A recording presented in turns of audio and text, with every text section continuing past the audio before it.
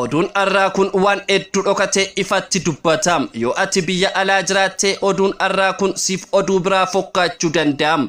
Garuu dhugaan jiru tokko jiram. Wanti amma biyya keessatti deemaa jiru ana in ilaallatu jettee of amansiisuu yoo jalqabde boor yaada keetti ni gaabbitam. Sababni isaa biyya keessaa fi alaa jidduutti daangaan hin jirum.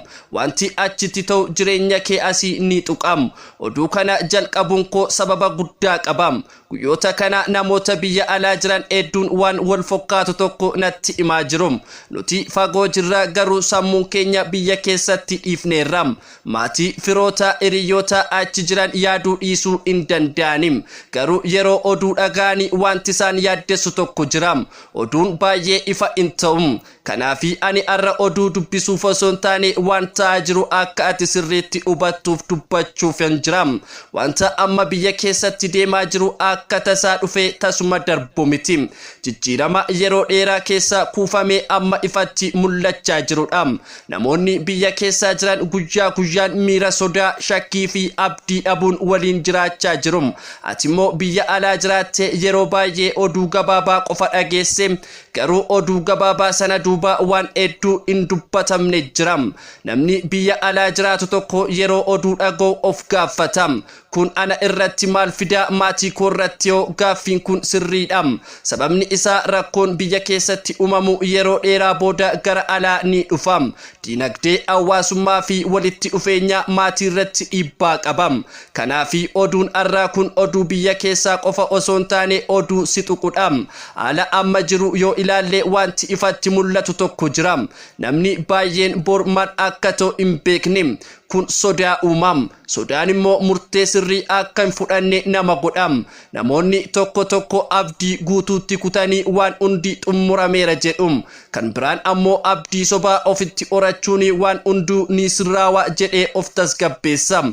Dhugaan garuu gidduu kana lamaan jiram. Haalli amma jiru akka ofiin of sirreessu mitim. Hubannoo dammaqsaa fi qophii barbaadam. Daasporaa keessatti namoonni hedduun akka waan hunda hubataniitti of ilaalum.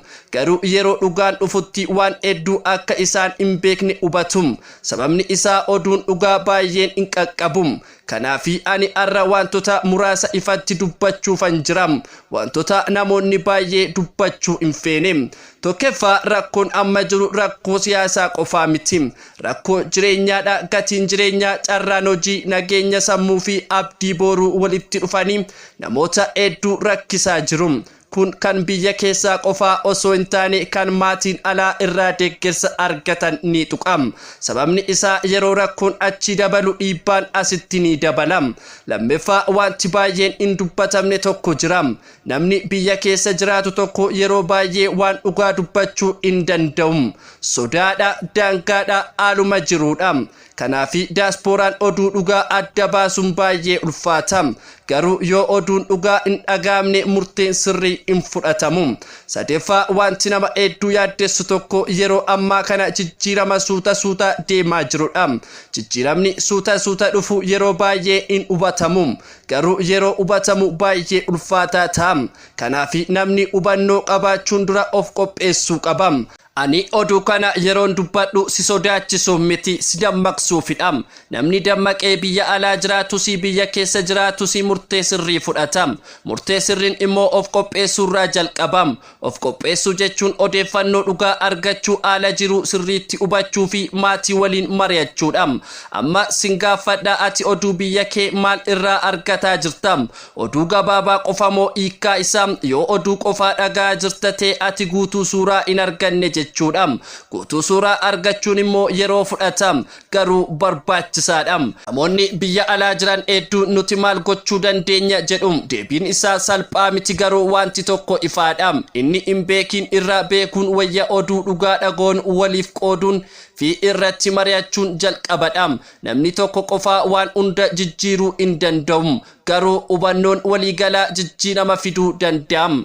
Kanaafi oduun arraa kun akka ati of gaafattu si taasisam. Ani maatii koo haala amma jiru irratti maalin gorsam? Ani ofii koo boruuf akkamittan of qopheessam? Gaaffileen kun deebii atamtamaa hin qabanim. Garuu gaafachuun isaanii mataan isaa murteessaadha. Yeroo baay'ee daasporaan waan tokko dagatam.